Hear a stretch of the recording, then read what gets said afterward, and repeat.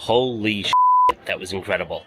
They just took the wraps off what they had been working on with Warner Brothers and the Sphere, Google Cloud, the AI teams, DeepMind, all together, putting together an unbelievable restoration and expansion of The Wizard of Oz. Now, it's not expansion to the story.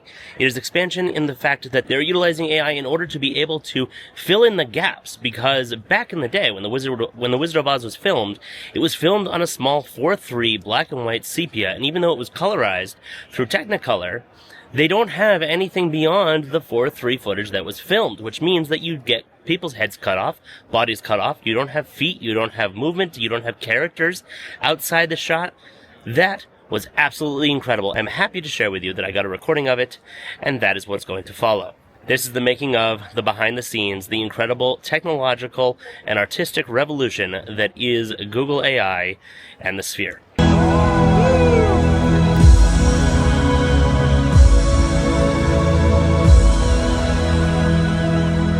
Please welcome CEO Sundar Pichai.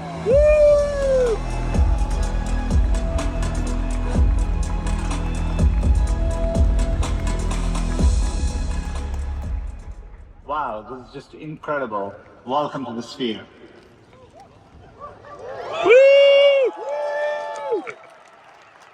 What a way to kick off Google Cloud Nights. Huge thanks to Jim Dolan and the Sphere team for having us.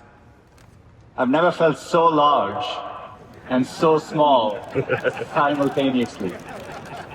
It's like I'm in a quantum state. Thank you all for joining us for this special evening. Tonight, we are going to show a glimpse of what our teams at DeepMind, Cloud, and Sphere are working on together, bringing the Wizard of Oz to the scale of the Sphere, powered by Google AI. Google was perfectly suited to take on a challenge like this. We are a company full of engineers, problem solvers, and movie buffs. So the prospect of introducing a classic American film to an entirely new generation was an exciting one. When we first started these conversations, it wasn't super clear to us how all of this was going to work. There were a lot of hard technical challenges to solve.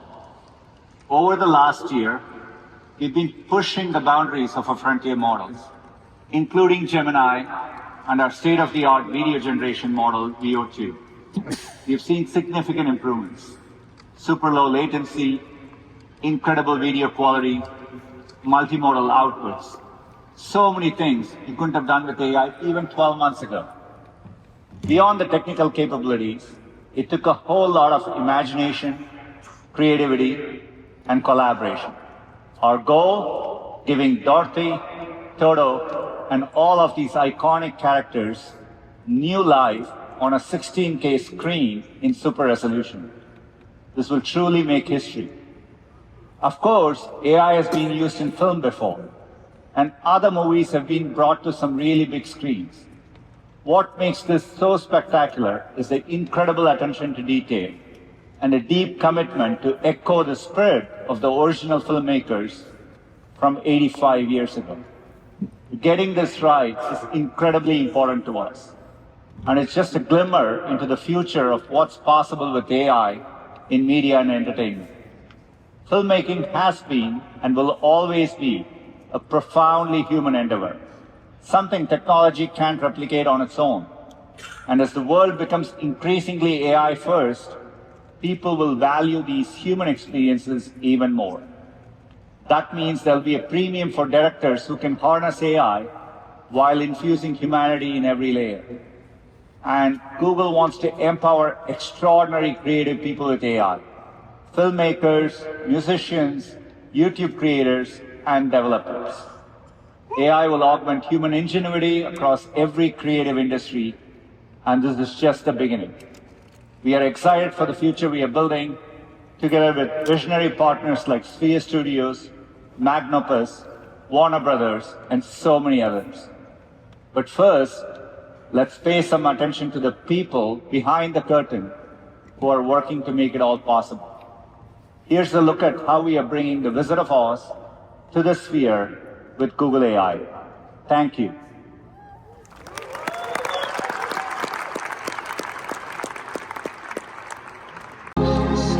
eyes on you, and the dreams that you dare to dream really do come true.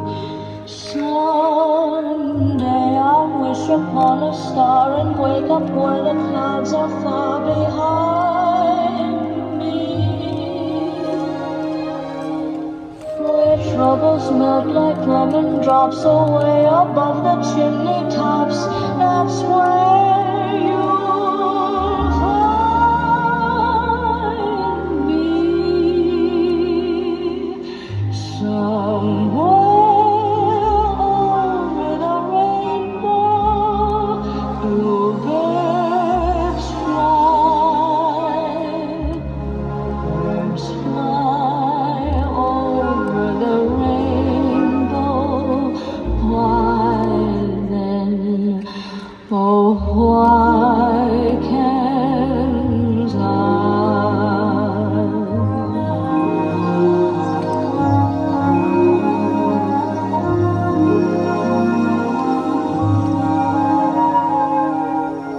If happy little bluebirds fly beyond the rainbow, why, oh, why can't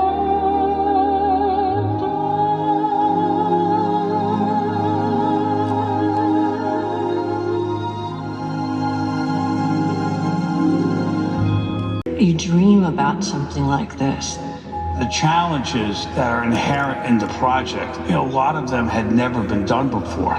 The players involved in this project are the Sphere Studios, Magnopus, Google DeepMind, Google Cloud, and Warner Brothers. And we had to think about how we were going to take this 1939 movie and how you were going to be immersed in this. Well, what would this be? You can't just play the movie on the screen. It doesn't adapt well. What did you not think was possible? The whole thing, like any of it, to be honest. Okay, how do we accomplish this? The process of getting this immersive experience off the ground has 10,000 moving parts. How can we adapt that 4x3 image, and how can we spread that on the media plane and take you to another world? So how did you get there? Ooh. It might actually make sense for me to start at the beginning of how this came to be.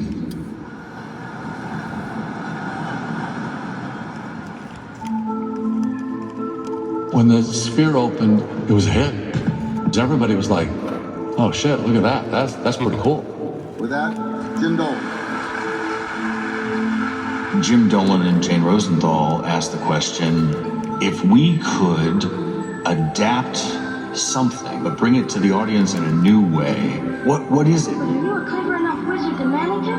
Child, you cut me to the quick. Sphere is an experiential medium. It's not just a building. You go in and you're inside the content. We looked for properties that would accentuate all of the different capabilities inside of the venue. Jane Rosenthal, who really is our curator of content, she's a good witch. I mentioned to Jim one day, what about The Wizard of Oz? I called our friends at Warner Brothers, David Zasloff and Mike DeLuca and Pam Abdi, and said, this is what we want to do. And I said, great, sounds like a good idea, let's do it. The Wizard of Oz is timeless. It's been loved for almost even 100 years. Who of us in this room didn't watch The Wizard of Oz growing up? Well, I'm like everybody else. I saw it when I was a kid. It's iconic. Every one of us can relate to it. The original movie is in a rectangle. Inside the Sphere, it would be in a rectangle that's bigger than any other rectangle in the world, but it would still just be in a rectangle. We had to figure out super resolution, outpainting, and performance. We talked about doing it in different ways, and we realized that we really needed to do it with AI. And then it was finding the right partner for us. Google was the only company that was actually capable of doing this. Ben and I met with Demis, who's co-founder of DeepMind. Demis offered us some of his engineers to work with. Here's Isa. Isa. My position at Google is a principal research scientist and research director. And for this specific project, I'm leading the research aspects for Google DeepMind. When the request came to us, I was really excited, almost jumping up and down, that this is the best opportunity to showcase the magic that we develop using AI. So much of this is like moving so quickly and it's so new, right? The capabilities just weren't there. So let's break down the challenges just a little bit more specifically. We actually had to add in and restore more detail than existed in the original film. The second problem is we needed to complete the characters that were cut off outside the field of view of the original cinema production. The third problem is, with a much wider field of view, we could see characters that should be there but were never captured on camera. And so we needed to generate those performances completely. We needed to use AI to train on all of the material in the original movie to effectively reconstruct a memory. Then we could transport the audience back into that memory of the original movie and reproduce that experience in the Sphere. The key for us in all that we're doing with AI is to maintain the integrity of the original filmmaker's intent. It's part of our cultural history. You can't just take it and do anything with it. That challenge led us to a series of guiding principles that became one of the most complex productions I think I've ever seen or heard of. And think to yourself, there's no place like home. There's no place like home. There is no place like home.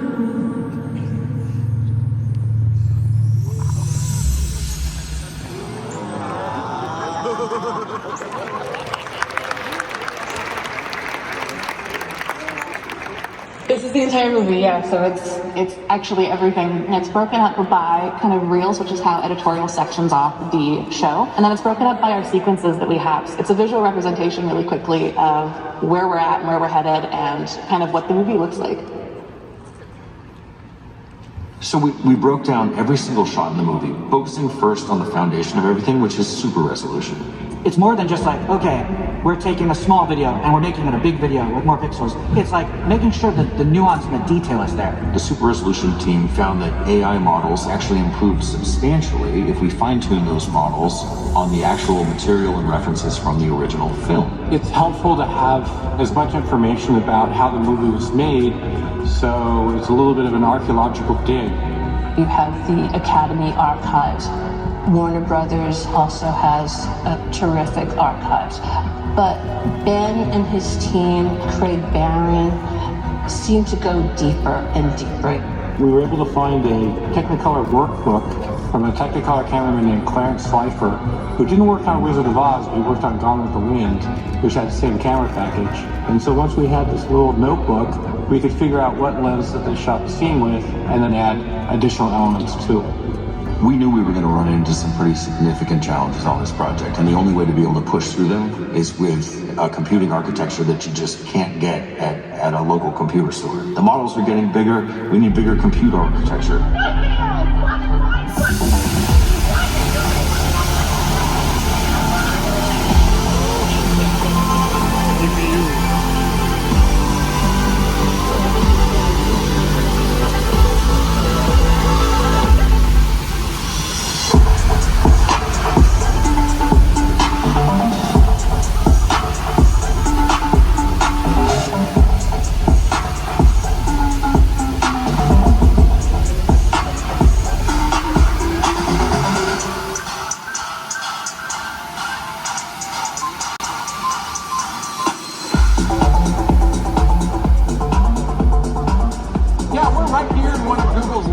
Most modern data centers, and we're standing on one row, like many other rows in this facility, that's full of Google's most dense computing products.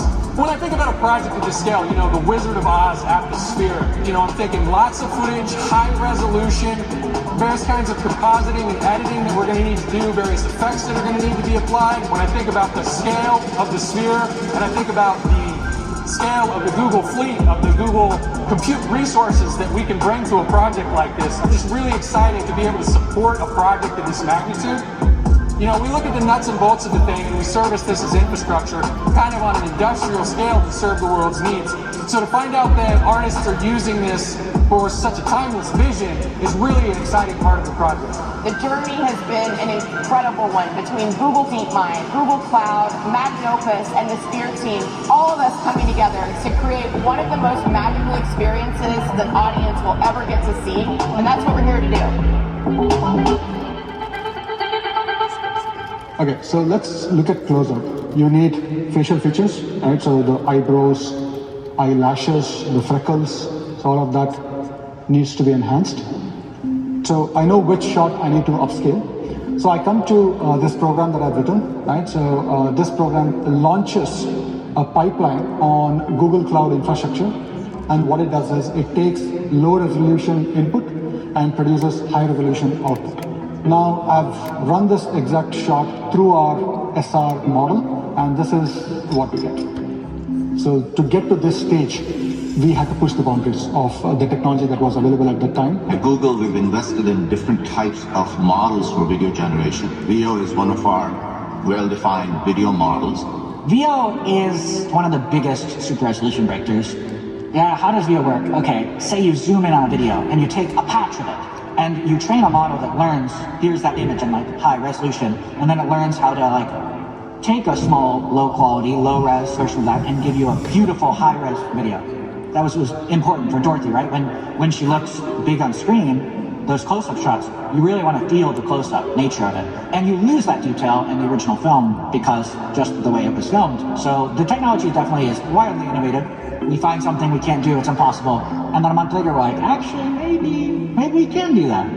When you have innovation like this, you don't always know where it's going to go. You have to be able to take a leap of faith.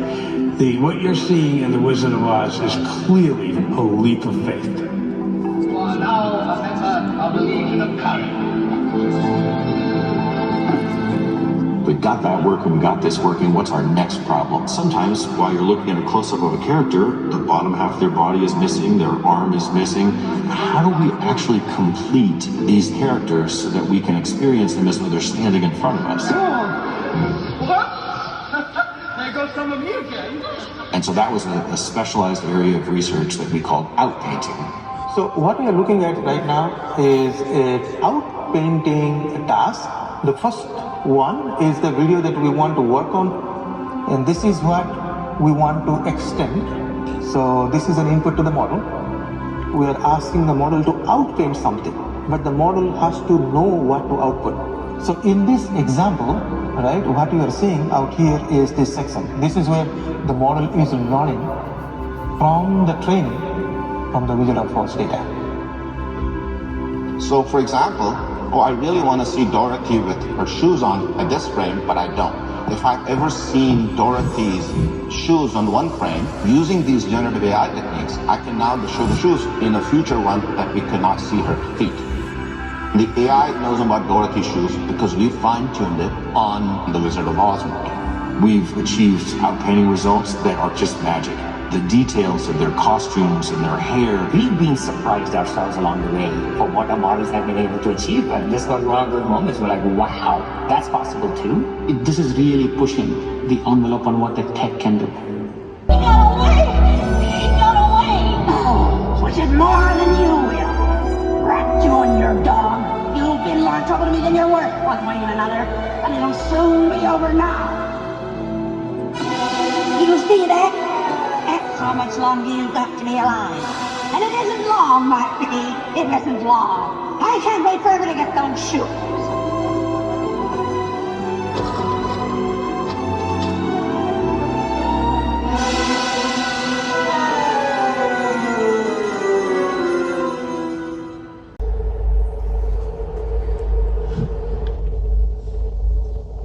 The third problem that we identified was the environments and the characters that weren't in the frame, but we knew were there. A good example is when Dorothy's talking to Aunt Em and Miss Gulch, Uncle Henry is off screen. So performance generation is like, what is he doing right off screen? Can we generate the rest of what he was doing? When I said this project is impossible, performance was a big part of that. It was the highest and most difficult bar for us to hit because everyone knows who Dorothy Gale is. And the Scarecrow and the Tin Man and the Cowardly Lion, they have these unique performance characteristics that make them different than everybody else in the world. And the minute that you just try to apply a generic human performance to somebody who looks like Dorothy Gale, you know it's not her. Uncle Henry, in the original movie, the camera moves away, so we don't see any of this performance. For this to be part of a movie, it needs control, right? It's like director telling Mel, take 3 steps. To tell a model to do that is really hard. To tell the model to do the way Uncle Henry would do it, and do it in sepia black and white, is even harder. Anytime you're doing something that hasn't been done before, you're going to run into problems you don't think you can solve. And so for every 5 problems we solve, we'll hit 10 new walls. Steven, I know crowds has been an issue for us, right? This is still like a long shot. Moving cameras, moving characters is obviously one that I worry about. I would say the one thing is the faces. The slightly bigger it is on the screen, the better. Large faces we know look good. They kind of running towards camera and off the screen, right? So it is going to be a tricky one because we haven't really tried doing something like this before. I don't want to be in a situation where we're like, oh, Steven's going to have a miracle. So let's assume that's not going to happen. I think at this point in the schedule, we were ramping up on deliveries. We have a release date. We're working with new technology. We're working in a new venue with its own set of new issues. We have to freeze where we are, not keep constantly doing new experiments. At some point, we have to call saying this is what we have, right, for this time. It's unclear. It's a big research. It's an R&D problem. We have like 18,000 different things we're trying, but also like movie timelines are their own thing, but like it's a lot, The reality of it is we are going to need a little bit of wiggle room with that.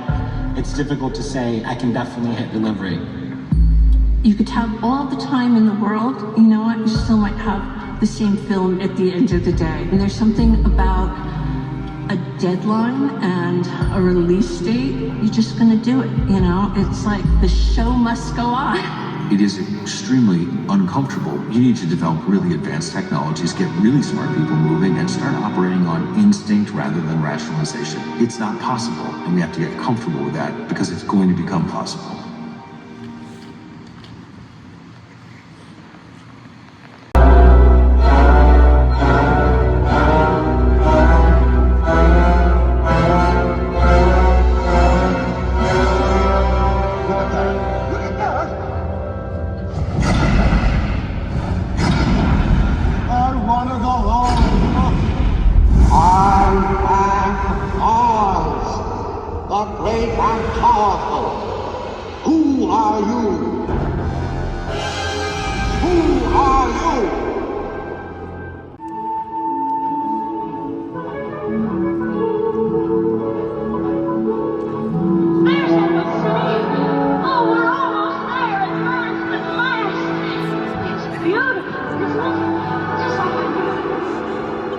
It's really exciting to come see this work on the big screen because for so long we're working on smaller screens, our laptops, and then you come see it and you're sitting inside the world that you've been looking into for the first time. Come on in, everybody, plenty of room. So here's where we're at with the wizard. In the environment, the smoke and effects are working very well. We're going to add better interaction so that when these big puffs of smoke come up, it'll cause an impact that gets picked up in the light column so it feels really nice and integrated. We've been able to project the images. We see the light at the end of the tunnel. We've seen AI work. It's incredibly impressive. Yeah. You feel the fire and the vibration and the haptics of his voice. Yep. It's been emotional to see the footage because you know all the work that's gone into it. And it takes you back to being that kid, and now you're there I think you've done an alarmingly fantastic job match-moving this shot and projecting this footage. Mad props to whoever the fuck worked on this one for as long as they did. It's one of the coolest shots in the movie. It is so gorgeous. I can tell we're going to give something to the world. They're going to see something and feel something that they've never felt before. You look at what you think is possible, and then you reach for it. I've been in business for more than 40 years. Sphere, Google, Magnopus. The way they collaborated and brought resources, the amount of partnership, I think it's precedent setting. So many of us at Google are invested in this on a personal level, but also in what it means for transforming the industry and just re-envisioning such a cult classic. I think it's just super important that we do this the right way, because it is the first of something, right? That makes the bar so much higher. I'm looking forward to when we finally show this to the world. They kind of see, yep, we played a role in this. The best day of making a movie is opening night. There's nothing better. I just love when people laugh and smile and cry and just have a good time. The art of storytelling, which is the idea of transferring an experience from one person to another person, has always been driven by technological advances. A new technology and a new tool enables a new story to be told in a new way. We went from an era of models and miniatures and special effects, and now we're entering a new era where teams of artists are working with AI to follow in the footsteps of filmmakers for the last 100 years. But it wasn't a dream. It was a place. And you were there. Is there a lot left to do before the release date? I shouldn't be sitting here talking to you. Cut.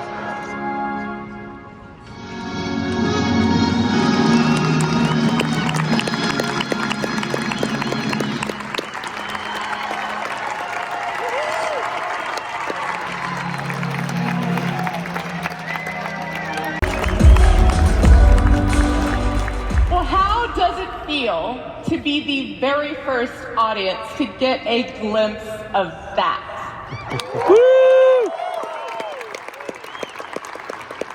I'm Sarah Kennedy from Google, and I am humbled and honored to be a part of this amazing collaboration. What you just saw is a revolution in storytelling, an entirely new experience made possible by the fusion of artistry, AI, and innovation. It's also the result of an unprecedented partnership between some of the most innovative companies in entertainment and technology. And this has been a beautiful beast of a project. And there are so many of you here today who are hard at work, quite literally as we speak, to bring this special experience to the world. All personally committed to preserving the integrity of the original filmmaker's intent from over 85 years ago, while leveraging AI to give their stories new life. That's just one of many things that has made this project and this partnership so special. And tonight, we get to dive even deeper into the real story behind the story of how AI can become a creative force for good, unlocking new frontiers for filmmakers, new jobs for creatives, and bring new life into classic masterpieces just like The Wizard of Oz for an entirely new generation of audiences. Over the coming days at Google Cloud Next, we'll explore how the power of AI has the potential to shape our future in so many ways, across so many industries. But first, tonight, we begin with a moment of that magic in media and entertainment. Please join me in welcoming to the stage the visionary leaders who are authoring this new moment in film history together. CEO and Executive Chairman of Sphere Entertainment, Jim Dolan, and CEO of Google Cloud, Thomas Kurian.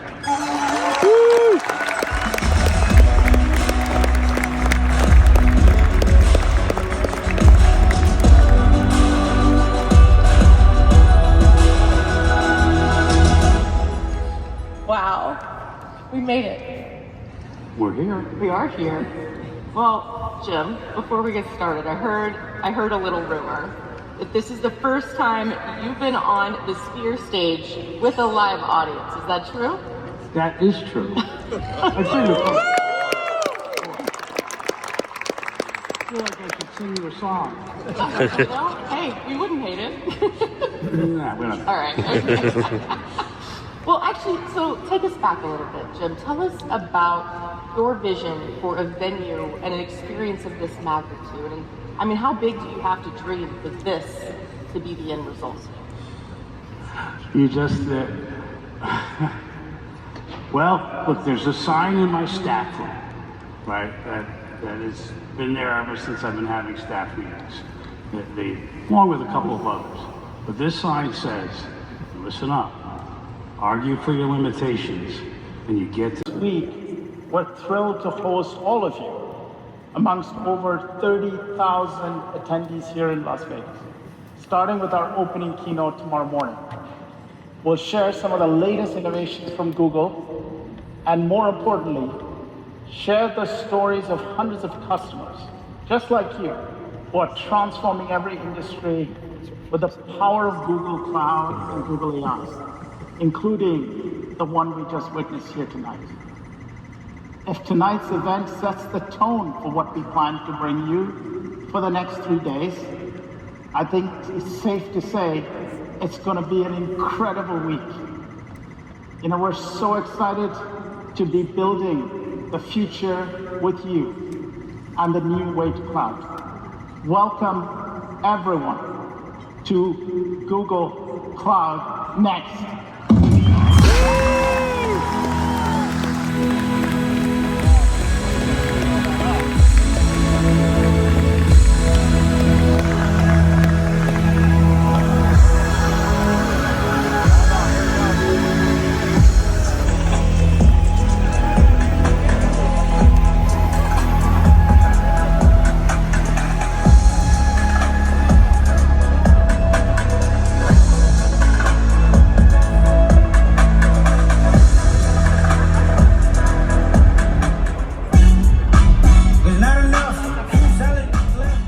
Definitely go see The Wizard of Oz at the Sphere when it comes out this August.